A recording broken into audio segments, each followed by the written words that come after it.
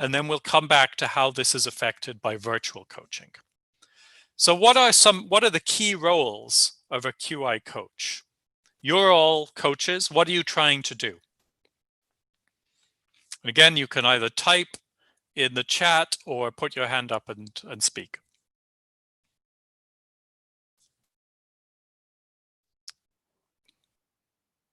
We try to mentor.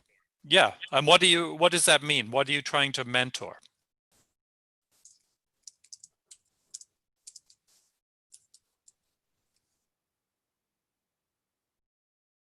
We listen to our teams. Yep.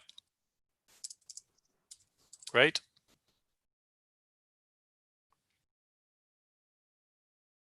Yep. We want the teams to achieve their goals. We help them to, discover and analyze solutions. Yep. Find solutions. Great. Access their challenges. Yep.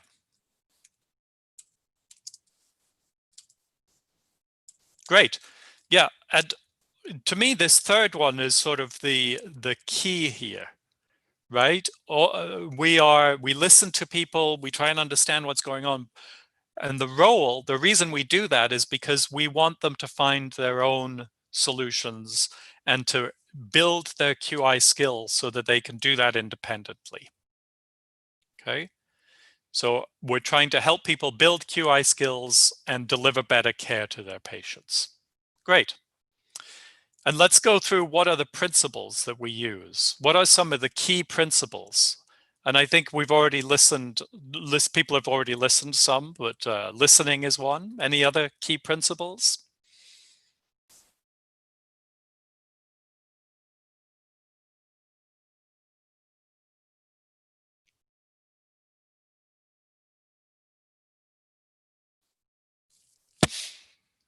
So in the coaching guide, we list 4 key principles, right? So the first one is to build trust, right? If people don't trust you and you're an outsider, they hide their problems from you. And you can't do coaching if nobody will tell you what challenges they're having. So you do need to build that trust. But you're not there to fix problems. So the other principle is that we're there to encourage their autonomy and to build their mastery in using QI skills, to build their skills. The other principle is that we are focusing on results. We don't do QI projects for the sake of doing a QI project. We do it because we're trying to help people, the patients. And the other principle is that learning is important. We want people to always learn and improve. Okay, right? So without trust, they won't share their challenges. We're not there to do the QI project. QI projects are not a means to an end, are just a means to an end, which is to help patients. And QI is a skill.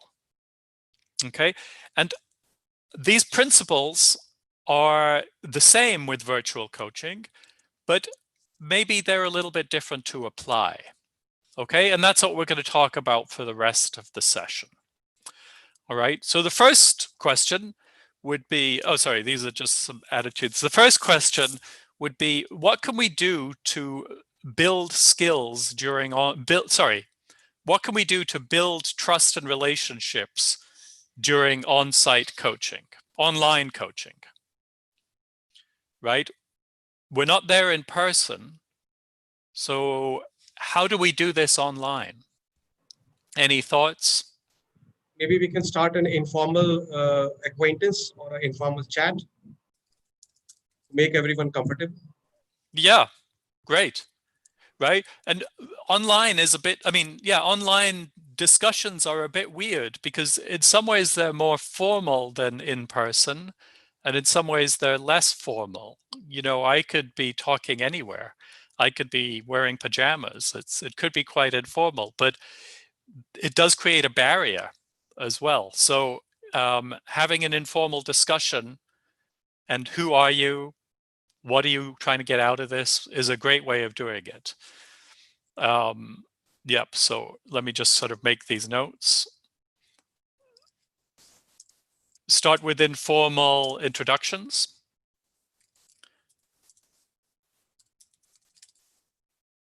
I see we got a couple more chats. Yeah, there is one chat of ice breaking, frequent communication. Ice breaking is a great one. I like what someone was saying about asking for their comfortable time, right? Me telling you what time we're going to meet is not as good as you telling me what's convenient for you. That's a way of showing me showing respect for you and showing that I'm not your supervisor, because I'm not. It's showing that I'm here to help. That's a great suggestion.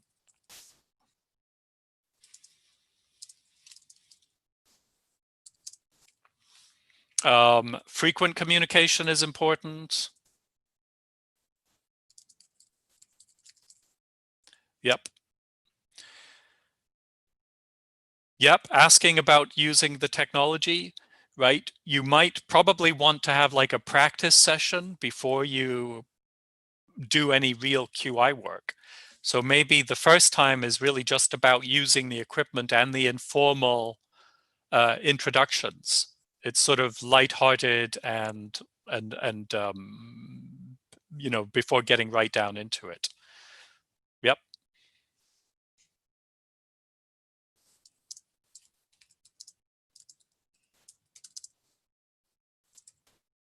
Great. Yeah, asking about their impressions. These are all great. And how about how I communicate? Do I need to do anything differently when I'm communicating virtually than when I'm in person? Listening is really important, right? Comfortable language. Yeah, my style of speaking and acting has to be even exaggerated a little bit, right? I try to listen when I'm in person, but it's harder to listen virtually because there's a barrier. So I need to, and I can't see your facial expressions, for example, to find out if you're confused or have questions or disagree. Videos help, but I also need to build in, you know, intentional ways of getting feedback from you. So having the video on is good, and asking questions, okay? Also being more positive than I would be. You know, because if I'm in person, I can be positive with my body language. I can be leaning in. I can be, you know, showing that I'm interested and appreciative. That's much harder virtually. So you have to use your words and be more positive than you do in person. So yeah, so Stella is asking about convenience. Definitely, right? That's true in person as well, but it's even easier to be convenient in virtual communication, which is nice. Yeah, and asking about the last time. Yeah, so always starting with something personal and informal is very good. Okay, so and these are the take-home messages. And it's really, I think what you wrote is better than my take-home messages. So you can add to these. But, you know, a few things are being much more positive and appreciative than you normally would. Okay, because we often show positive and appreciation with body language, and you can't do that. So you have to be more positive and appreciative with. Make sure you're getting feedback. You know, you don't see their body language, the people you're coaching. So make sure you stop. Be careful you're not lecturing, because, and you can't tell whether they want you to stop. So give more opportunities for interaction. Like every few minutes, ask people to chat, or you can do polls on Zoom that you can do. You can do different things, but build something in to get feedback from people. Okay? And just like if you're in person, the feedback you can use, if you find you're doing most of the talking, then you're not lecturing, then you're not coaching, you're lecturing. Okay? So be even more careful about building trust and rapport virtually. This screen can get in the way of this. Sorry, let me just look at the last couple of comments. Yeah, exactly. Use whiteboards, polls, quizzes, right? These are great ways of being interactive. Yep. Um, and positive appreciation, yeah. Yep. It's really important. To me, it's the most important first step of coaching. People don't know whether you're a good QI person, but they know whether they want to talk to you and whether you're a nice person to deal with. And if they don't want to talk to you, you can't do anything else. So be extra, extra careful about this virtually. And everybody has good ideas. Find out what happened in the last visit, find out what they're interested in, work around their schedule. Great. Okay. So let's move on. So building QI skills, right? So after we have rapport, our goal is to build skills to use quality improvement methods. Excuse me. And let me just go again in general, a quick review of the skills we're trying to build and how people sort of learn them. And then we're going to go back and talk about how to do this virtually and what things can be useful and what things can be a bit more challenging. Okay, so I see people are still writing in the chat, which is great. I'm going to go through just the review of the skills, and then we'll go back to the chat. I'll read the chats that people have already written and see if you have any questions or comments about these skills, the review, and then we'll talk about building them virtually. Okay, so the first skill is to pick a good problem, all right? And most new teams, I think, pick this up fairly quickly. You know, they're able to pick teams that are they're able to pick problems that are under their control, that are easy to measure, don't take too much time, and are important to them. They need some coaching on that, but that's usually doable. And as teams do more QI projects, you want them to move on to more complex problems that might need to work across units, for example, or be a bit harder to measure or take longer to fix. And so you need more time and investment. The next skill is working effectively in teams. And I think most new QI teams are pretty good at forming multidisciplinary teams, but not every team is good at the beginning in listening to and getting input and leadership from junior members, from people who are lower in the hierarchy. That can take some time, and coaching needs to continue to build that over time. The third QI skill is analyzing problems to find root causes. And I think most new teams are pretty good at using the basic tools, fishbones, 5 whys, etc. But they don't always use them to find root causes around system issues. So related to how the place is set up or organized, or how the procedure is done. They usually use them to find problems related to what people are doing, or how people have been trained or acting, or what policies. And so coaches need to help them move on to problems and root causes related to place and procedure. The fourth skill is to develop indicators. I think most teams are pretty good at developing the simple indicators, but need help over time, particularly around sort of outcome and balancing measures, so they can get a wider picture of what's going on. The fifth skill is understanding data. And new teams, I think, are pretty good at showing this on Excel and looking at it. But they can always get better at simplifying data collection, so it's not taking so much time. You're picking just the key measures that are essential, and also on using run charts and interpreting run charts properly, rather than just looking and eyeballing whether there's an improvement or not. The sixth skill is developing change ideas, and teams are good at this, coming up with doable ideas that work. But related to root causes, we want coaches to help teams come up with changes related to place and process. Okay. The seventh skill is testing and adapting changes using PDSA cycles. And I think people pick that up, but they don't always use small changes. They don't test things just for a few hours or a few days. And coaches need to help them doing that.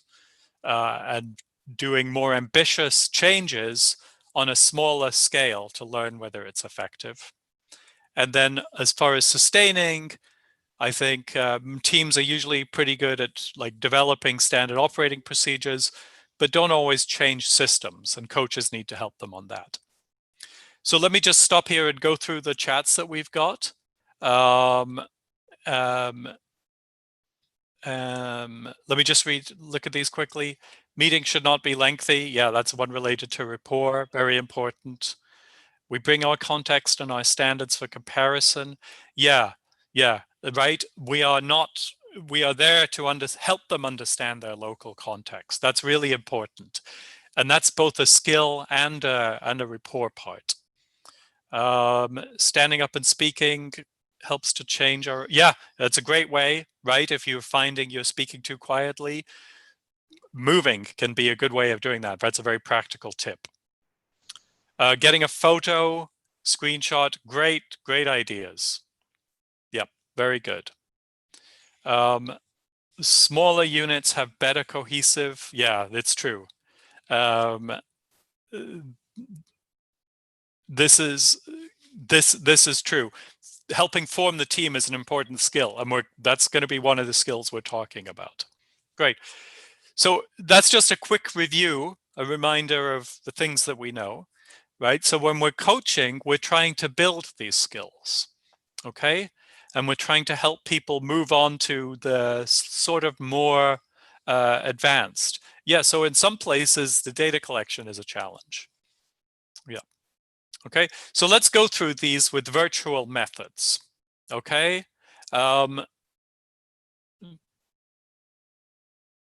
Okay. So let's go how we can use virtual coaching methods to build these skills.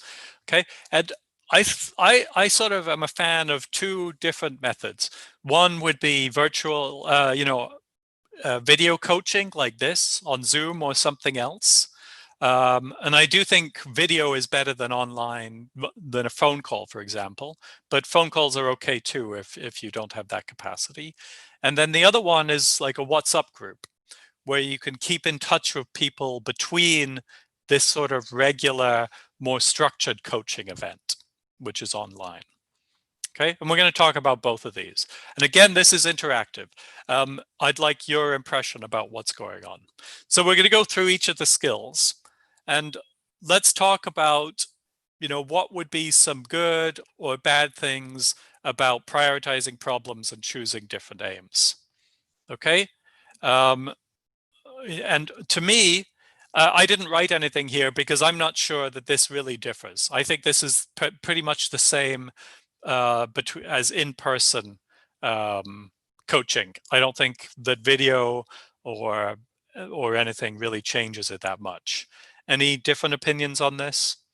Anybody thinks there are some tricks you should do when you're helping people pick good aims if you're doing virtual coaching, or some things you should avoid? Maybe listing problems in advance, Ankur is saying. I think that's true. I think that's true of in-person as well. It would be nice to, get the team to do that a little bit in advance, but it's good. Yep, we're going to come to PDSA. We're just talking about picking problems. So picking which aim they're going to work on. Okay, so you can keep chatting if there are other ideas. We'll come back to this. Okay. I think teamwork is a bit different, and I think people have already mentioned some things here. Okay, and we've seen this before. So some of the good things I think about virtual coaching is that you can understand how the team is working a little bit, particularly if you're on a WhatsApp group with the QI team that is communicating with each other. You can sort of see what's happening. If it's only the team leader who's talking, that's telling you that maybe the team isn't getting the right sort of interaction amongst itself. And you could tell whether they're encouraging collaboration or just telling everybody what to do. You can also tell, if everybody stops participating in the WhatsApp, that enthusiasm is waning, and it might be time to have an in-person or a virtual meeting on Zoom to get things going. Other good things are that you can, in chat, target towards specific people as a way of getting more junior people involved. And WhatsApp is a good way of getting everybody in the team involved. We have seen that it can strengthen hierarchies. And I think that's what some people are saying. You know, if you're having a small team, who you are picking on the team, be careful you're not strengthening hierarchies. Don't always pick the head of the department, for example. Make sure that you've got a sample of different types of people, and that who you're inviting to the Zoom call or who you're putting in the WhatsApp group isn't just based on hierarchy. The other way that this can strengthen hierarchy is it's usually the team leader who is controlling the phone, and they may sort of get in the way of getting junior people involved. And some people might feel less comfortable speaking out. So junior people might feel more comfortable at an in-person meeting giving their opinion. But if you're online, if you're on a video conference, they might be a bit cautious. So you have to think about that. Any other ideas about teamwork? Yep. So some people could think the team dynamics is easier in person. Definitely. So you do have to be paying more attention to team dynamics with online coaching. Okay. So who is talking in the WhatsApp?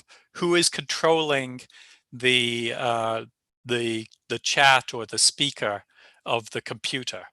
And you might want to work around that. Maybe ask one of the junior people to look after the computer, for example. And Kur is saying pick a non-participative member, prepare them in advance.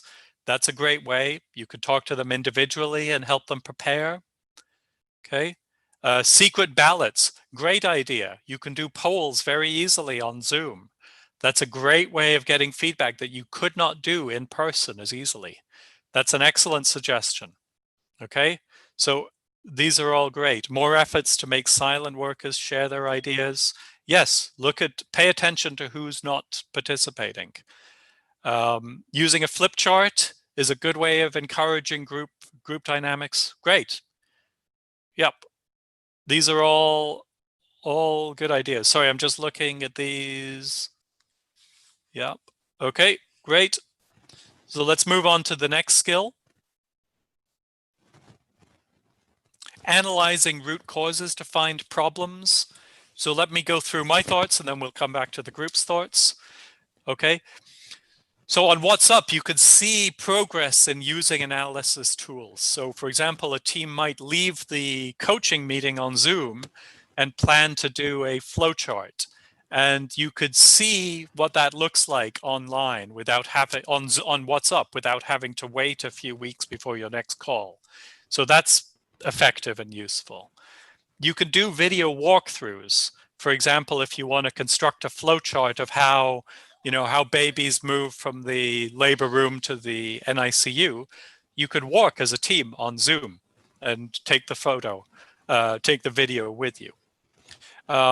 You can also use videos to assess different skills if you want, if you're bringing in clinical mentoring with you. One of the bad side is that, the other part of analysis is hard because the coach is only seeing what the team is showing them. So coaches can be better at understanding system and place and process problems because they've been thinking about this later. But if you're not seeing that because the team isn't showing it to you because they don't quite understand that, that's harder. So it can be harder to help them identify place and process problems. Okay, so you need to be thinking actively about that. So we've got more comments from people. So we've got, lots of good ideas on the team part, following up with individuals after meetings to try and bring them in. Pairing older members with newer members to mentor them is a good idea. Understanding process virtually is difficult. Yeah, video walking people have done is good. Uninterrupted discussion. Yep. May need more meetings. And I think this is what people are saying.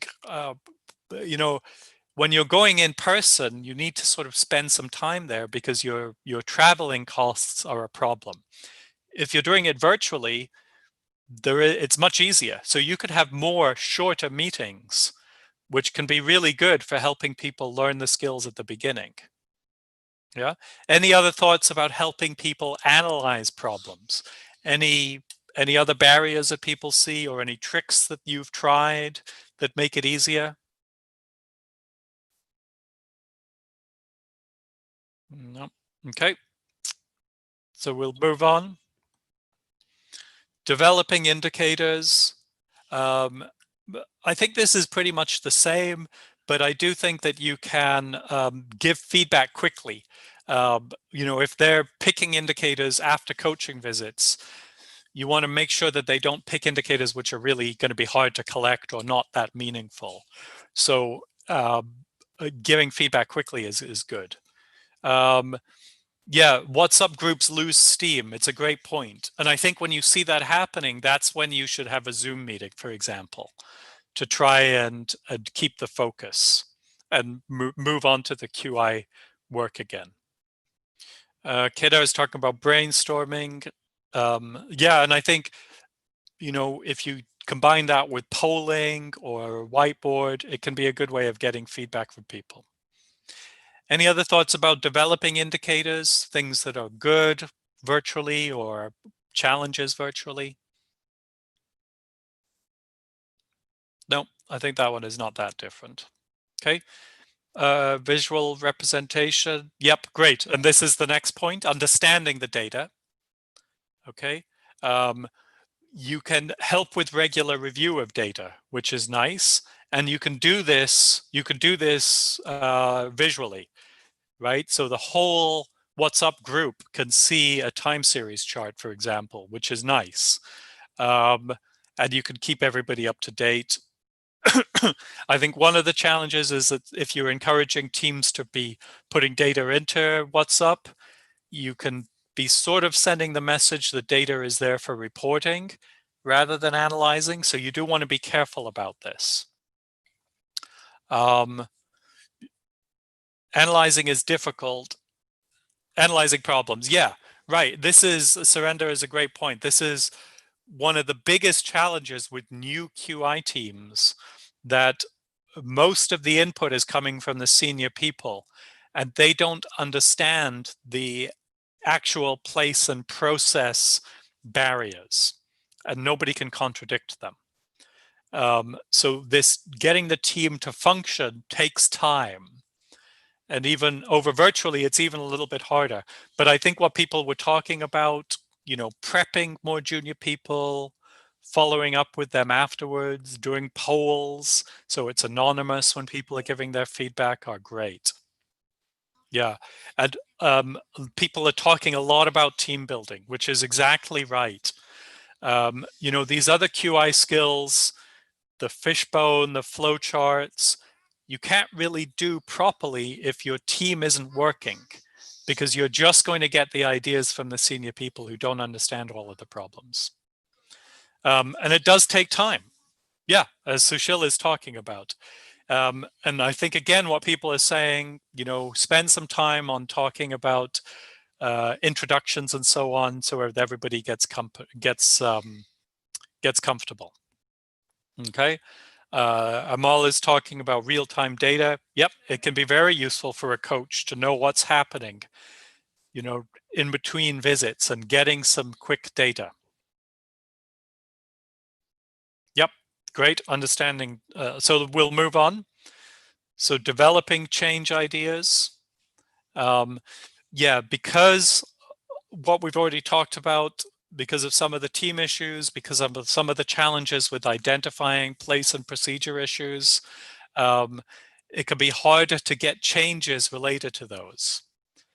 So again, if you're finding that most of the changes your QI team is coming up with are, somebody senior will tell the junior people what to do, or we will train people, those changes are okay, but they are feedback that you're not really understanding the place and process problems. that you're just trying to change individual behavior. It means you're not really analyzing all parts of the problem. So you again need to be paying attention to that. Yeah, and Ankur is right. You need to listen and be positive to those, okay? But then you need to move on to second thoughts. And I think that's a good way of putting it, Ankur. You know, what else can we do? Those are great ideas. What are some other ideas about changing this? Okay. Yeah, so Sheila has a good point about data security. If we are doing a process walk, how do we make sure it's confidential and it doesn't show things? I think that's very important. You know, you need to make sure you're not showing patients, particularly not showing patient care, and that would be important to talk about with the facility staff. So, you know, look at just kind of keep it on the ground, for example, unless you're sure you're not showing patients. Yeah, and Ankur is talking about we're forgetting root causes when designing changes. This is exactly right. And it's like clinical medicine. You do not make a management plan without understanding the diagnosis. Root causes and changes are the same. Your root cause is the diagnosis. Your change has to be based on the root cause. And so we need to keep emphasizing this all of the time. It's a skill, right? We didn't learn this automatically in medical school or our other nursing school or our other training. And QI coaches need to be continuing to emphasize this as well. You know, how do we think our changes will address the root causes? Okay. And trust will take longer. Yeah, you know, clearly. If we spend 5 minutes in the room together and we're shaking hands and we're laughing, that's a great way of building rapport. It's much harder to laugh virtually. So all of the things that we have to build rapport are harder virtually. Okay. We need to pay attention. So, but again, the questions people were, or the suggestions people had about learning from each other, asking about since what's happened in the last visit, you know, and ask about how things have been going in the last visit are very good. Okay. Testing and adapting changes is another QI skill. And here, I think we've seen that What's Up is good for this because we want people making small PDSAs, right? We don't want to be we don't want people testing one change in between coaching visits, for example. And sometimes that's the impression we give when we're coaching, that you should do one PDSA before the next coaching visit. We don't, even if we don't say it, that's not the impression people sometimes get. And so What's Up is a good way of correcting that. So we can ask people to test a change in the next day or something and then follow up with What's Up. How did your planned change go? And yeah, as Ankur says, this is true of non-COVID times as well. What's Up follow-up is a great way of building that skill of doing the small scale changes.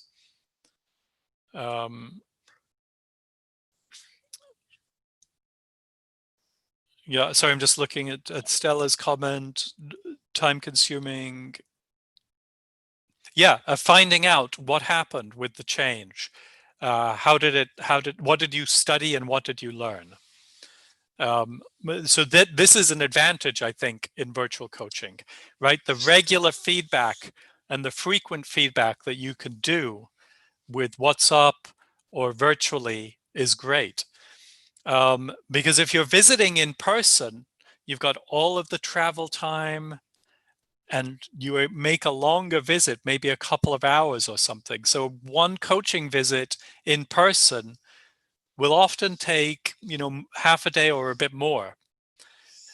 If instead you split that up into a couple sort of half-hour online Zoom meetings and then frequent What's Up kind of checks around testing and so on, you can make a lot more contact and provide even more support virtually. Yep.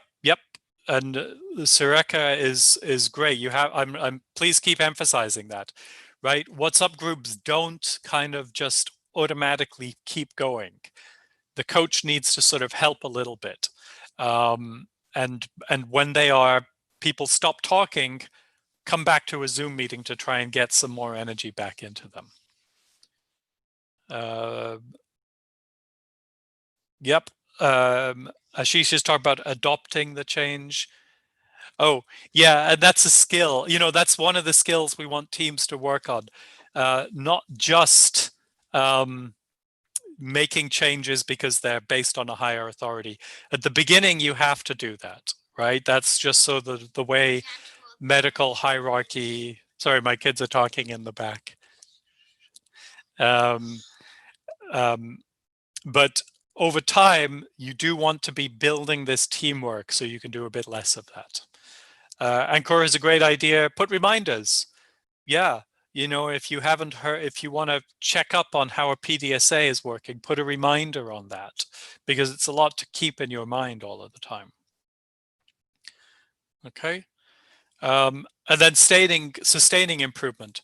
So WhatsApp can be good for sort of sharing SOPs around to help sustain things. But again, we don't want just SOPs as our sustaining mechanism. We want changes based on place and process, which make things easier to sustain. And that's sort of just an ongoing QI skill that we're always trying to build, not just virtually, but with other mechanisms as well. So yeah, lots of great suggestions. Icebreakers in WhatsApp is good. Yeah, you can have kind of fun interactions in WhatsApp as well. It doesn't all have to be work. You can share different ideas, different quizzes is a great idea. Yeah, and it's good to sort of be intentional about that, right? That you're always thinking that team building and rapport are harder virtually. So we need to do a little bit more, right? Our sunny personalities, which do a lot of our work as coaches in person, don't work the same way virtually. What starts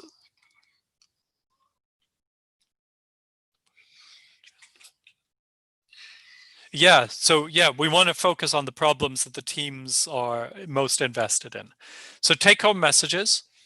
Uh, be sort of flexible and creative. Okay, each team is a little bit different. Any group of people is a little bit different. So try what works, and each coach is a little bit different. Some people like WhatsApp more. Some people like Zoom what's a bit more. Try it. See what works for you and what works for the team. Zoom is good to see the whole team and start the initial work to build rapport. Can help with flowcharts. It can help with skills building, sort of like, making Excel together and looking at the data together. WhatsApp can be good for the quick stuff. But be careful you're not strengthening hierarchy by only including senior people in these groups. Pay attention to what's up on what you're learning about team dynamics. Is it only the leader who's communicating, and are they just using it to tell people what to do?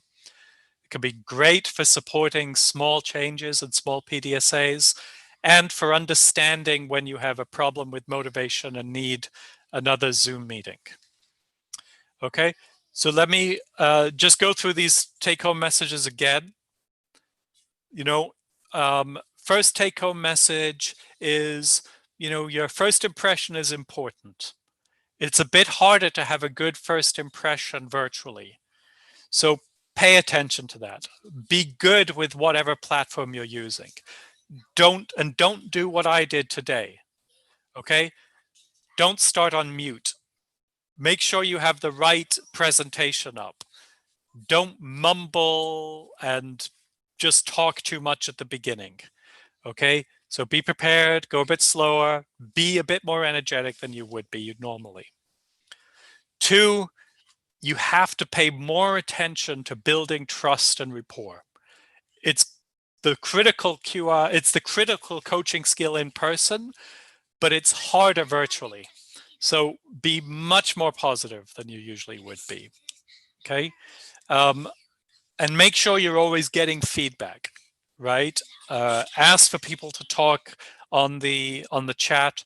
Stop periodically and get feedback, and be intentional about that. Okay.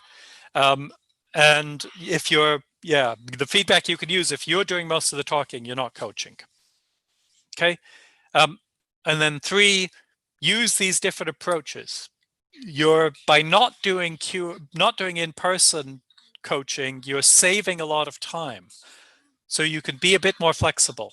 You could have a few different Zoom meetings to different purposes. You can use WhatsApp in different ways. Okay, and they have different strengths and weaknesses. Use those strengths and then just think carefully about the weaknesses that they have and try and address those. Okay, so let me stop there and open up for other kind of questions or other suggestions. Oh, happy birthday, Surendra's mother. Okay. Yeah. So Nigel, I think that's been an excellent presentation. I have a couple of questions before we open it up for discussion. We have our teams also watching live on the YouTube. We have managed to shift most of them online. So this was supposed to be for an intended audience of nearly 60 national mentors were supposed to be here. 45 of them are here, and we have nearly 40 people on the YouTube also. So this is well beyond our expectations. And we have the AIMS team. We welcome Dr. Aparna also from the AIMS team. And Dr. Rajesh Mehta also would be joining. He's in a Zoom call. So from CRO, he's also supposed to be joining. So Nigel, just a quick 2 questions. Nigel, you know that we start the quality improvement process by doing the POKI workshop. And this POKI workshop is a 2-day on-site event. Now, since the COVID, our ability to do the on-site POKI workshop has been seriously jeopardized. So considering the mentoring process, I understand that we've already had some connect with the teams, and the process which you talked about in the webinar was related to that, the teams where we have the connect and we now shift to an online process.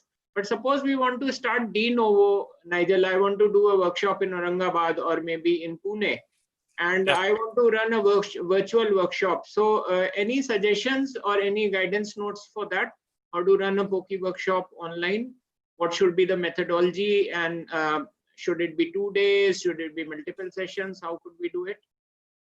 I haven't done any online, but it could definitely work. And I know Sonali has been doing some in the last little while. Oh, there, Sonali is online. Great.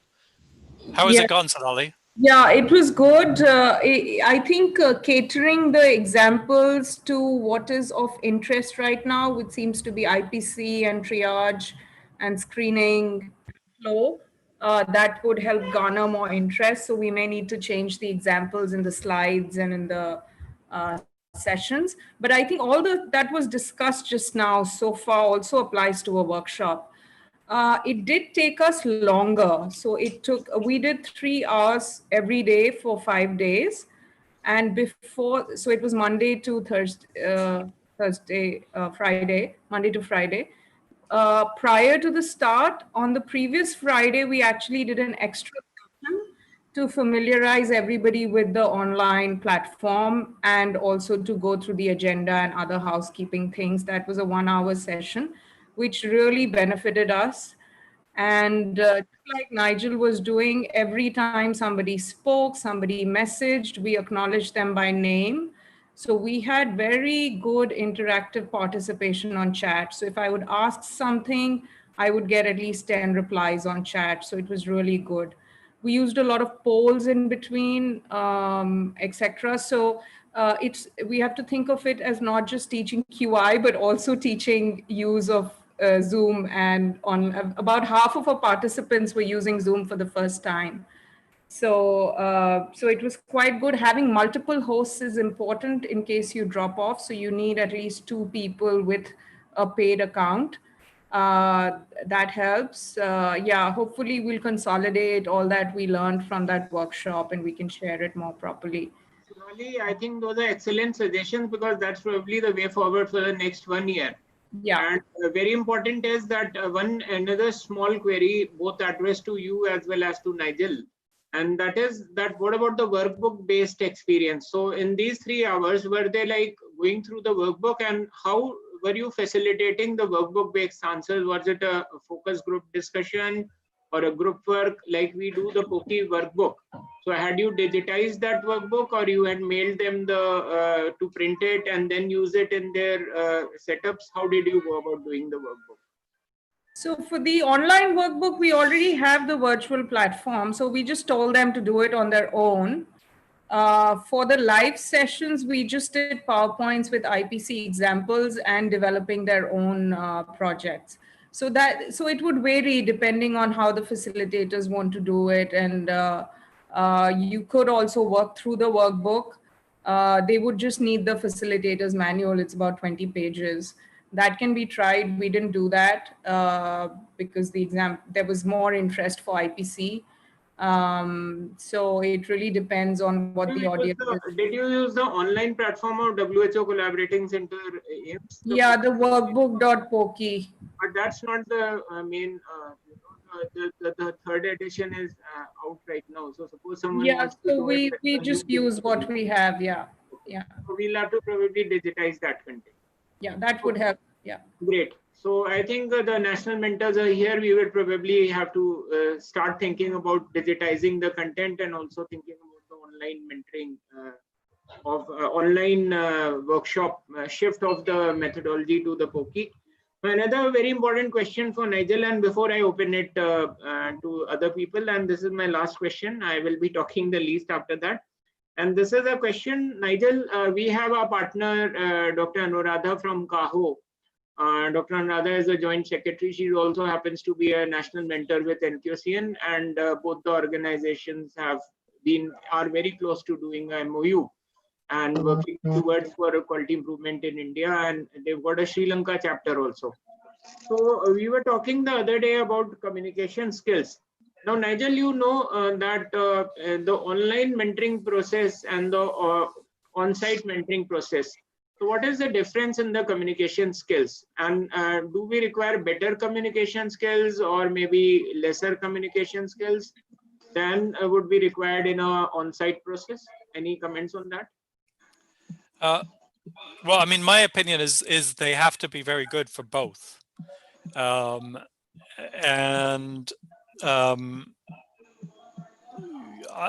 think it's the, when I'm hiring QI coaches, it's actually the thing I look for most.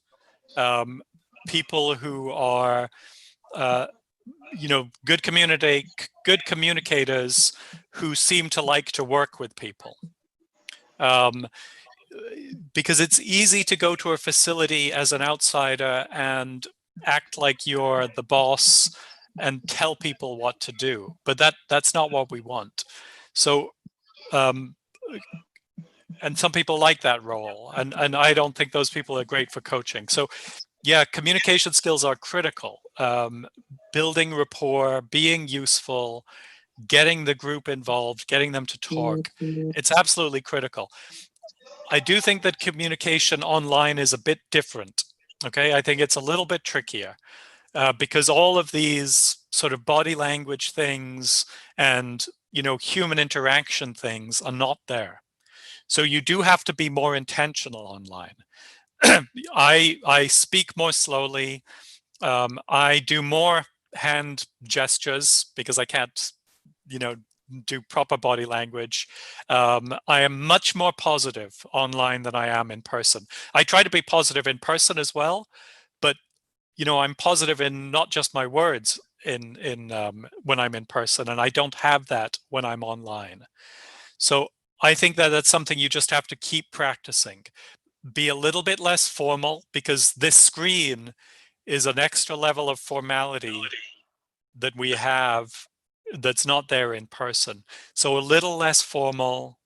Someone was talking about always using people's names. I think that's actually a really good tip. And I should have remembered who said it so I could say their name when as a way of modeling that, but I forgot it. I'm sorry. But I think sorry? Sonali mentioned that. Sonali mentioned that. Yeah. So I think Sonali had a good idea. So I would do what Sonali said. See, now I'm mentioning her name a lot to make up for it.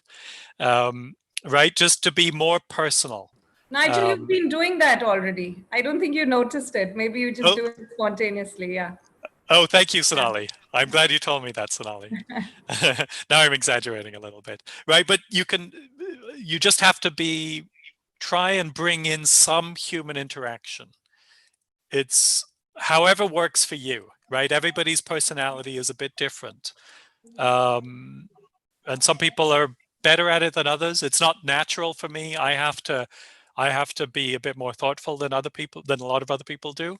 But it is really important. I think you do have to do it. Okay, so that's great, Nigel. So now the floor is open for question and answer sessions. You may kindly raise your hand. Yeah. Vikram. Yeah, Harish, please. Yeah, Nigel, it's good to see you here after so many Nice to months see you and too. years. Yeah. Actually, it is very, very important to have good communication skills, certainly, but we must have it. But I think for online mentoring, it is also equally important to master the technique or the tools which we are using, whether it is Zoom or screen sharing. Not only we, but the mentee, the teams also should be able to do it. Just one question to you. How important it is used and any experiences if you have done on Google Docs and Google Sheets where people can work together on some document, on some sheets which can be shared in real time. Will they be really useful for this kind of work? I haven't used them. I don't know if anybody else has. I haven't used them for coaching. I don't know. Okay. Maybe they are But very, very important things which may be Yep. tried once. I think it's a good idea. And if you had an Excel on Google Docs, for Yes. doing your run chart, I think that's a great idea, right? Yes. I mean, we should be humble, right? None of us are experts in virtual coaching.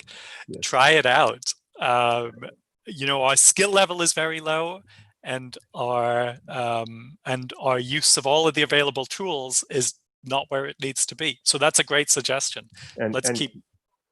Yeah, lately we have been using this Google Sheet for our units, admission and discharge register.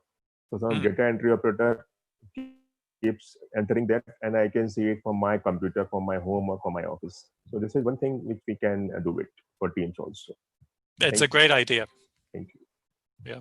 Okay, so Nigel, we have some guests from the state district hospitals also, a lot of them. So I will be inviting by the time the other national mentors, and they are the national mentors from Madhya Pradesh. We have Dr. Neelam Soni. So Dr. Neelam Soni, what is your perspective if Sushma, Dr. Neelam Soni, anybody, or Jalaj is also there?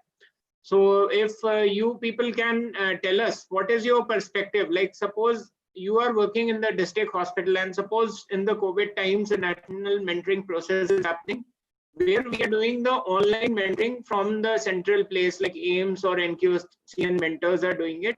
At the receiving end, we have the district teams. What do you feel, the feasibility, the success, what do you feel will be the factors which will be responsible for the success of this, and what would be the bottlenecks? So anybody can speak. I think Dr. Neelam Soni and then Jalaj Pallavi is also there. Anybody can unmute themselves and start.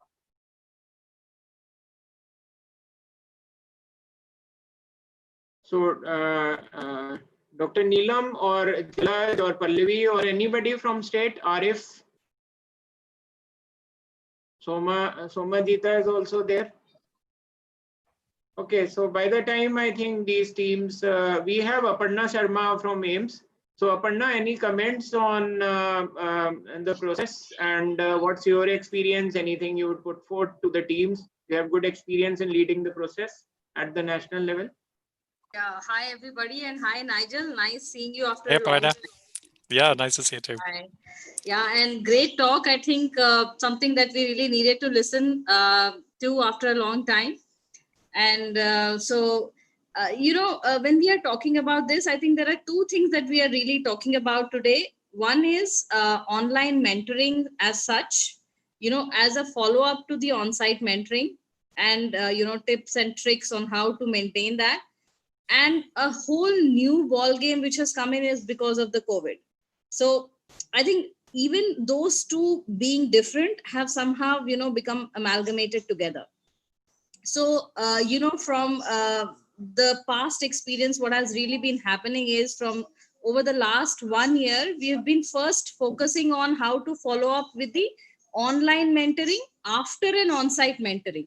So that part is particularly not very difficult, but that part is still easier because you've had an initial contact with the mentors, and then you are actually following up with them on an online platform. So there are challenges on how to follow it up. So I think there were great tips on how to do it, and this is what we try to do it, although we don't know. I think one of the most important things that I felt was to have a continuity. The moment you break that continuity with your team, you're gone.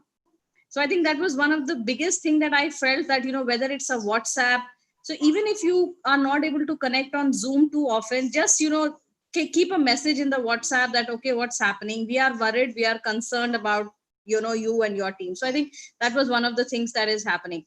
Now with the COVID coming in, things have been like really disrupted, and the mentoring process itself is being we don't know how to go about it now. So with the ministry's discussion and all that, so first of all, the facilities that we have not yet connected with, starting a completely online mentoring would be a big question. I feel that completely starting a new facility on an online fashion will be a big question. So I think that is where we need to kind of do a PDSA and experiment, just take up one facility and see how it is going. So for that, I am completely with Dr. Vikram Datta that we should we should start one Poki online workshop.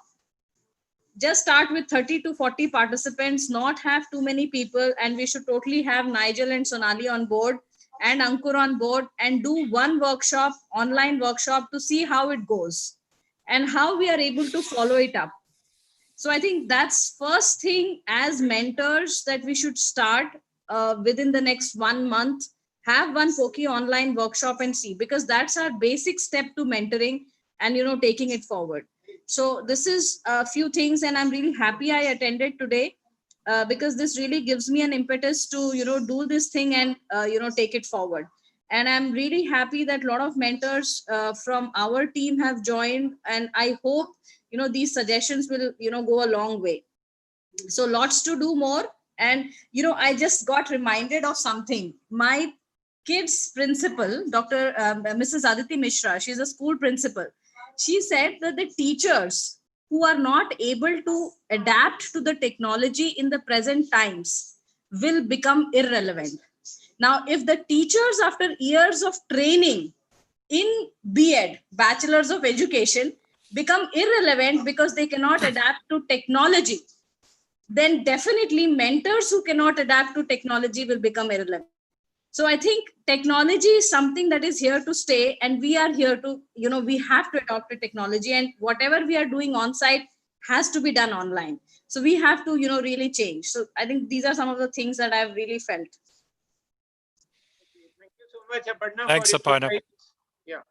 Yeah, I agree. And I think, Response. oh, sorry. I was just going to say, I totally agree with your approach. First of all, we have to learn how to adapt. And also, you guys are experts in a method to encourage adaptation, right? That's what Poki is basically. So you can apply that to figure out how to do this. And what you're saying, try one workshop. It won't go perfectly. The next one will go better. The next one will go better. And everybody will have to learn how to become a virtual coach. And we will all get better at it. So I think I agree with you. That's great. Thanks. So, Nigel, we now have Piyush Jain. Yeah, Piyush, please unmute yourself. You can ask your question. Yeah.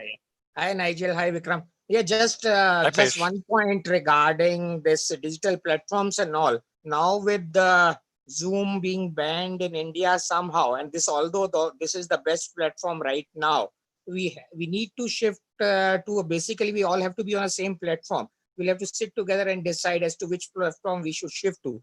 Though WhatsApp, we can chat with about 8 people at one time, but with Zoom, we can chat with about 100. But we'll have to decide on one platform. Also, we should also look at the Google Classroom regarding sharing of the Google Docs as well as Excel, because I've used that, and that's one of the better platforms if we use the along with other platforms like Microsoft Meet.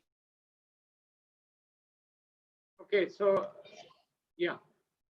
So I think we lost connection. So I think there are some issues with the technology platforms recently. I hope that this gets resolved sooner or later, and we continue to use the platform. There are multiple platforms which are available, but it will depend on the ease and the feasibility. Piyush. So Nigel, any comments on that? Exactly, but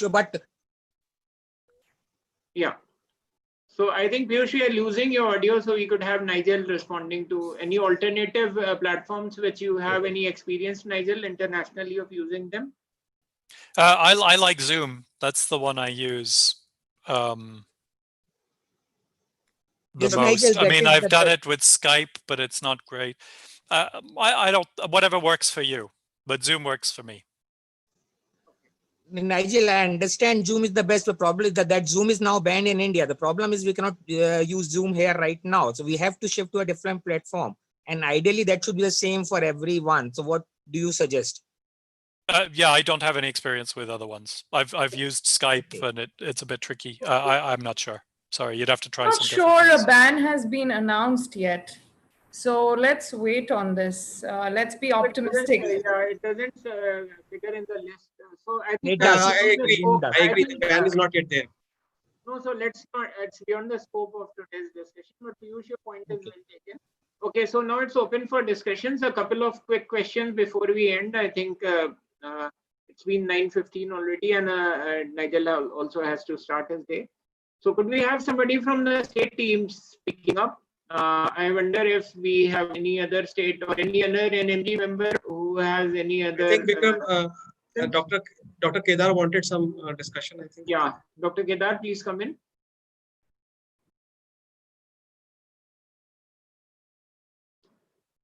Okay. So, hello, are you getting? Yeah. Yeah. I just wanted to say that we need to combine online as well as combine it with some on-site mentoring. Like somebody has to be deputed from the local area uh, for that particular facility, who is going to work as a liaison between the coaches and the teams. Maybe a part of team or may not be a part of team, so that we can have better rapport. Because some people need to be pushed sometimes, especially in India. That is what we have experienced. So we need a little bit of push to work. Once we are pushed, then we are ready to work. We are ready to run. So that is what the usual psyche is. So in order to address that and in order to effectively use this online platform, I think we need to combine it with some sort of on-site monitoring. You can say, maybe, I don't know whether you can say monitoring or not, but some on-site person, who designated person who may be acting as a liaison between the coaches and the teams. So what is your take on that? Yeah, and I think that comes back to what Aparna was saying. It's much easier if you've already built that relationship. But I do think that it's going to be important to try and do it purely virtually as well. It's going to take a bit of learning. You're going to have to figure it out and try. But I think you're the right people to do it. You know, you've been doing this on site now for a while. It's time for another challenge. Vikram, just one thought I'd like to share with Nigel, of course. Nigel, this is just a feeling which we are getting, is that the technological, this leap which has been forced upon all of us because of COVID pandemic, I think was due for about maybe 10 years later. So it's not that bad. I feel that there may be a hidden advantage by which we can connect to multiple number of teams, can host better experience sharing sessions. And what we found in our on-site mentoring challenge was that bringing administrators or people in higher ups altogether was a big challenge, because while you were addressing the higher ups or administrators, the lower teams were not on board. Or while you were answering or sensitizing QI to the lower teams, the administrators were not very much sensitized to the concept of quality improvement. Uh, I have a feeling, and perhaps we are getting that in NQCN, is that uh, altogether coming on a one platform is a huge tactical advantage when you are dealing with these platforms. And I think we as a mentor should exploit it to the hilt, because now administrators also are forced to connect on Zoom or other offsite platforms. Many of the administration's steps are being taken offsite now. They can't be done on site. So I feel that for quality improvement mentors, this is a huge advantage or bonus. Maybe it has come to us, we are not yet prepared. The teams require adjusting to the new platforms, learning. We are also learning. In fact, 6 months back, if you had asked me on Zoom, I was very uncomfortable. Although we were doing some Zoom, but I was totally uncomfortable. But now I feel confident. I can even conduct my classes on Zoom. So I feel that with time, mentors have a huge role and a huge opportunity to connect administrators, middle rung leaders, as well as lower frontline health workers together, and less time would be wasted. Your thoughts, Nigel? I 100% agree with you. You know, there are things which are easier online, right? We're talking about some of the things that are harder online, which is okay, but there are advantages too. And, you know, you have to work on those, right? Build off the strengths everything has. Yeah, you can do more coaching. You can do more regular follow-up. You can involve administrators, right? You can get them, you don't need them to come to a facility. You can just get them to sign on. There are lots of advantages. And I think when you're thinking about this, you really want to take advantage of those as well. You know, what's up to follow up short PDSAs, I think is great. You know, you can't do that on site. It's just not feasible. You could do it online. So yeah, being thoughtful about what are the things that are easier with this approach is good too, because you want to stay positive and take advantage of those.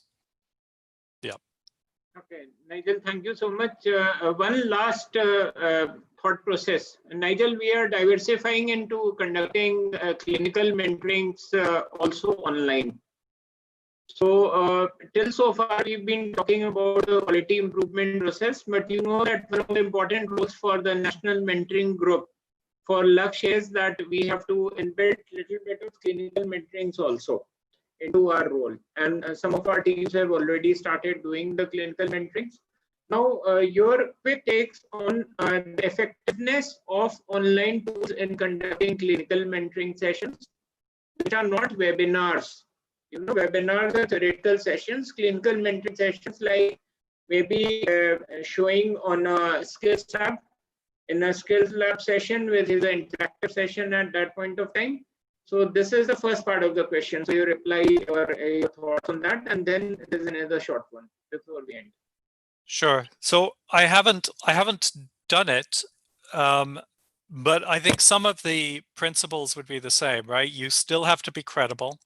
You still have to build rapport, and then I would do something like that table I showed of the different skills and the things that are good and bad, right? I think the more intentional you can be about how you're going to build skills virtually, the better you'll be.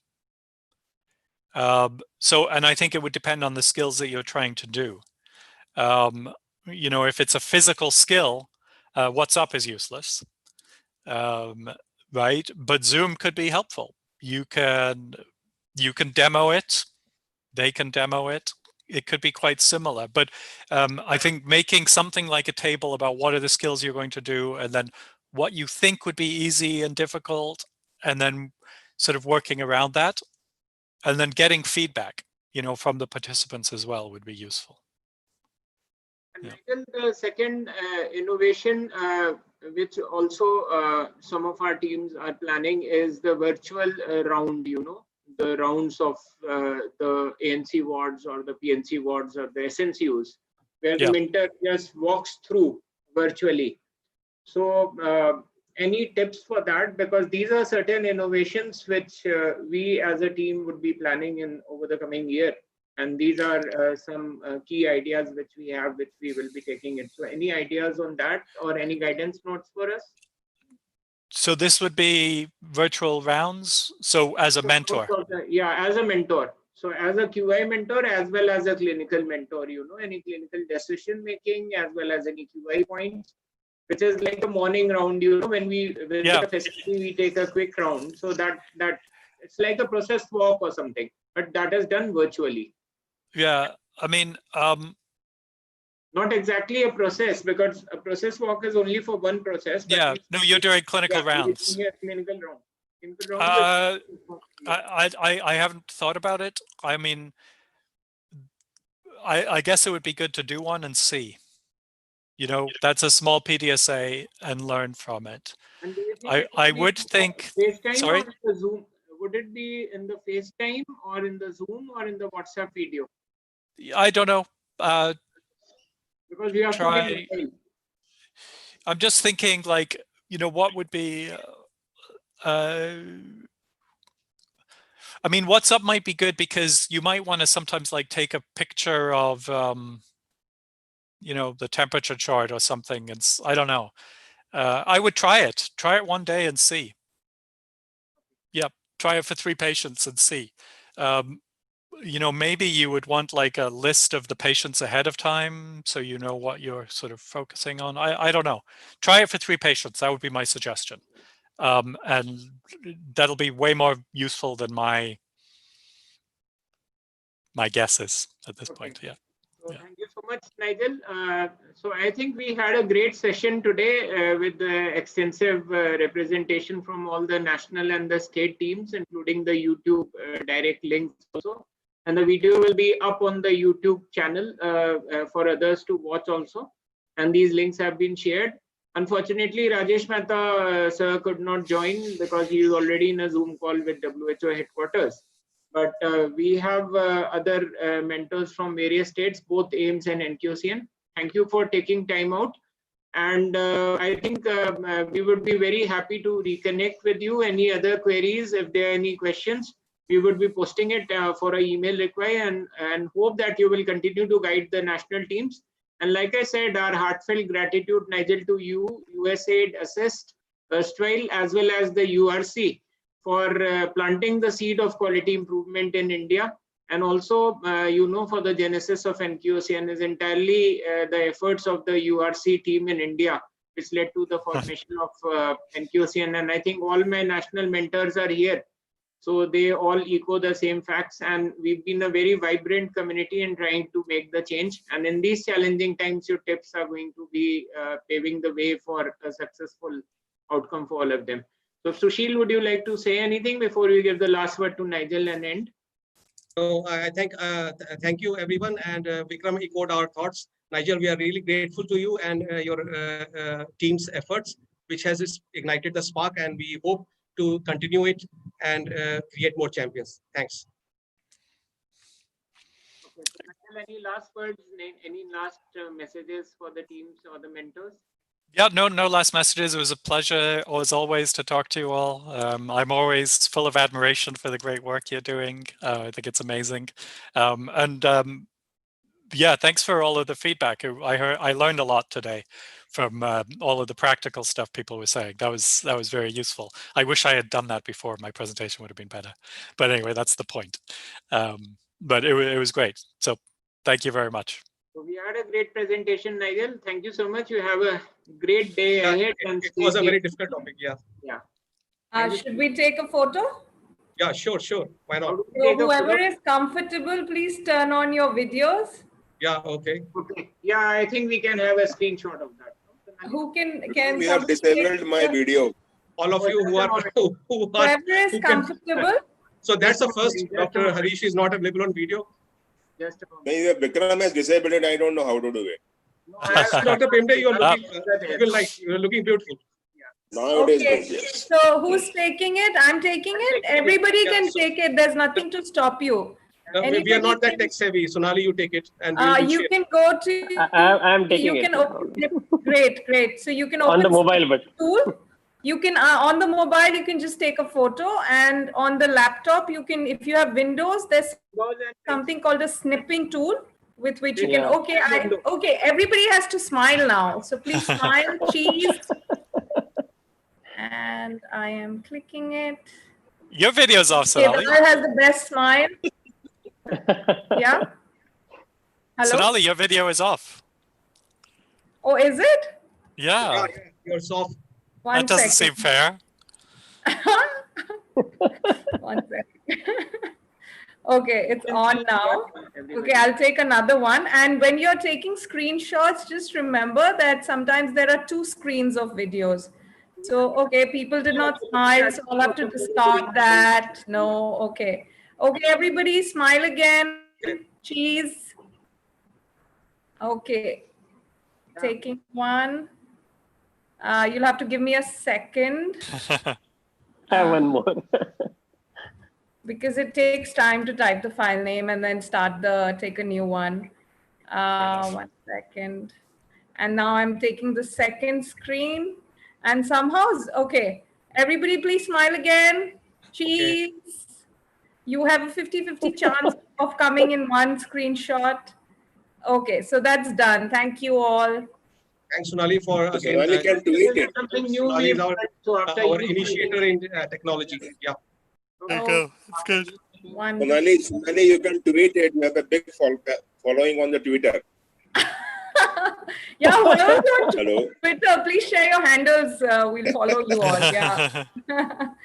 And tag NQOCN India, right? That's the title, is it? Yeah. Okay, Dr. Kedar And manages. I think I must appreciate Sonali's work. Sonali is doing lots of work in social sector through Twitter and through otherwise also. And I really appreciate that work, Sonali. Thank you so much, Dr. Harish, and your daughter also. Yeah. And you guys are live on YouTube, by the way, so I am ending right now. Yeah. Great. Thank you. Thank you. Okay. All the best. Thanks, everyone. Bye-bye.